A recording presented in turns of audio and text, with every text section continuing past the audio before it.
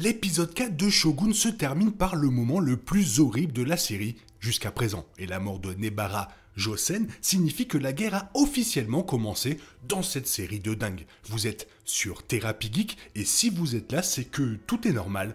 Bonjour.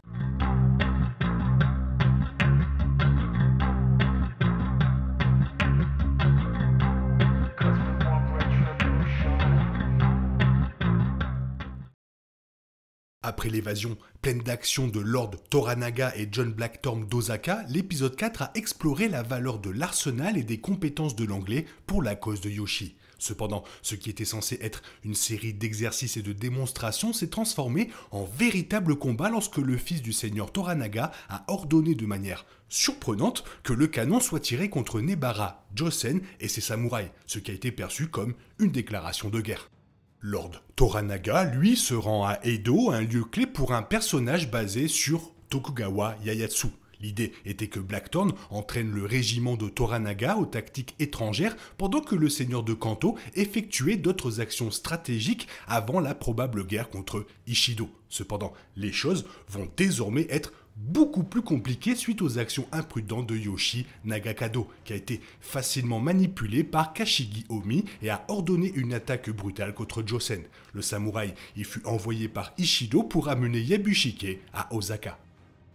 Yoshi Nakagato, le fils du seigneur Toranaga, a ordonné aux samouraïs de son père de tirer contre Nebara Josen et ses hommes à l'aide de canons à la fin de l'épisode 4. Cela a conduit à la mort la plus horrible jusqu'à présent. Plusieurs samouraïs étaient brutalement tués après avoir été touchés par les boulets de canon. Les canons de John Blackthorne étaient censés être utilisés pour une démonstration dans le cadre de l'exercice d'entraînement qu'il menait. Pourtant, ils ont été utilisés pour attaquer les samouraïs qui étaient là au nom d'Ishido et du Conseil des Régents. Nakagato, qui était perçu par beaucoup comme un enfant gâté, voulait prouver sa valeur en tant que fils du seigneur Oshi Toranaga. Il croyait qu'il obtiendrait le respect et la gloire de ses pairs en tuant les samouraïs qui travaillaient pour l'ennemi de son père. Josen a été invité à assister à la démonstration mais a été surpris par le cri de guerre de Nakagato, suivi de plusieurs coups de canon visant les samouraïs. La plupart des hommes de Josen sont morts immédiatement, mais Josen lui-même n'est mort qu'après que Nagato ait porté le coup final avec son katana. Alors que Nagagato voulait se faire un nom et impressionner son père depuis le début de la série, le fils de Toranaga a été trompé par Kashigi Omi pour qu'il attaque les samouraïs des régents. Cette nuit-là, avant l'attaque, Omi a fait valoir que Josen et ses hommes étaient là en tant qu'ennemis du seigneur Toranaga et qu'ils captureraient l'un des alliés les plus importants du seigneur de Kanto, Kashigi Yabushike. Cela a amené Nakagato à croire qu'il rendrait service à son père en tuant les samouraïs du Conseil des Régents tout en prouvant sa valeur. Fait intéressant, Omi lui-même était manipulé pour agir contre Ishido et les régents. Kiku, la courtisane qui travaille en étroite collaboration avec Yabushike, a eu une conversation avec Omi sur la façon dont il pourrait éventuellement remplacer son oncle. Josen était là pour Yabushike et s'il devait y avoir des problèmes avec son retour à Osaka, cela ferait de Yabushike une cible. Cependant, Omi était assez intelligent pour ne rien faire lui-même et a plutôt trompé Nakagato pour qu'il mène cette bataille. Si Yabushike paie le prix des actions de Nakagato, le plan d'Omi aura fonctionné.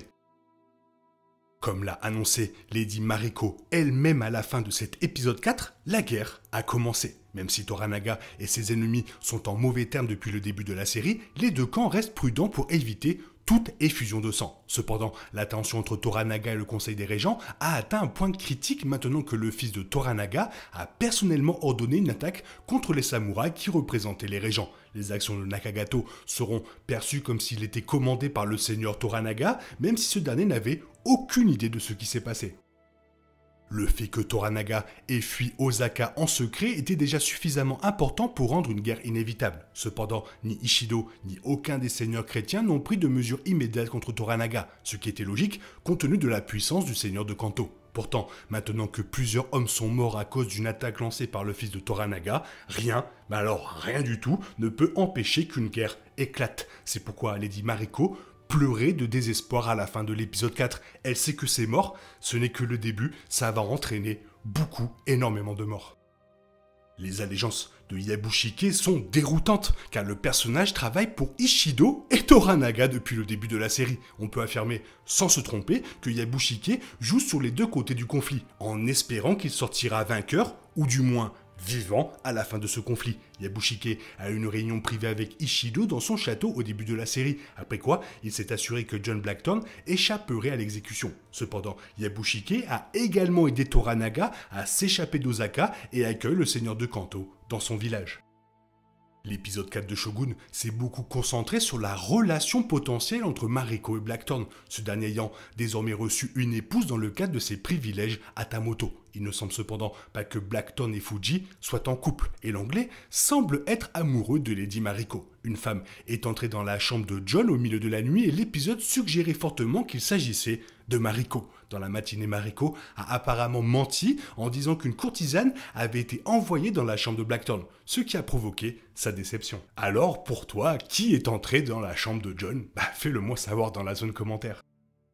On rentre dans ce qui est intéressant, car l'un des aspects les plus excitants du prochain épisode de Shogun sera de savoir comment Lord Toranaga réagira aux actions de son fils. Nakagato a essentiellement déclenché une guerre au nom de son père, qui est actuellement à Edo et n'a aucune idée de ce qui s'est passé. Toranaga était pleinement conscient qu'une guerre finirait par être menée. C'est pourquoi il a demandé à Blackthorn de former les hommes de Yabushike aux tactiques étrangères. Pourtant, Toranaga ne comptait sûrement pas sur son fils pour tuer brutalement les hommes d'Ishido, alors que la diplomatie aurait encore pu résoudre les problèmes.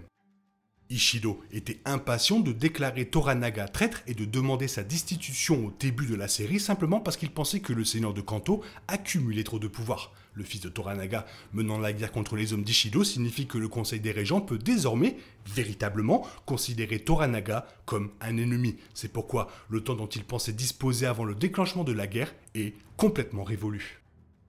De plus, Ishido peut également décider que Yabushike n'est plus digne de confiance, car tout cela s'est produit sous sa surveillance. Les conséquences de la mort de Josen devraient avoir des conséquences durables sur le reste de la série. Pour le moment, c'est 100% correct, c'est vraiment, c'est une dinguerie cette série. Toi, qu'est-ce que tu en penses? Fais-moi part de ton avis sur l'ensemble de la série, sur cet épisode spécialement. J'attends alors avec impatience de lire vos commentaires. Sinon, il est temps pour toi de reprendre le cours normal de ta vie. On se retrouve bientôt pour une nouvelle vidéo. Bisous bisous, bye bye. Que le Shogun... Non, ça va pas le faire. Mais que le Shogun soit avec toi quand même. Oh yeah, we want retribution.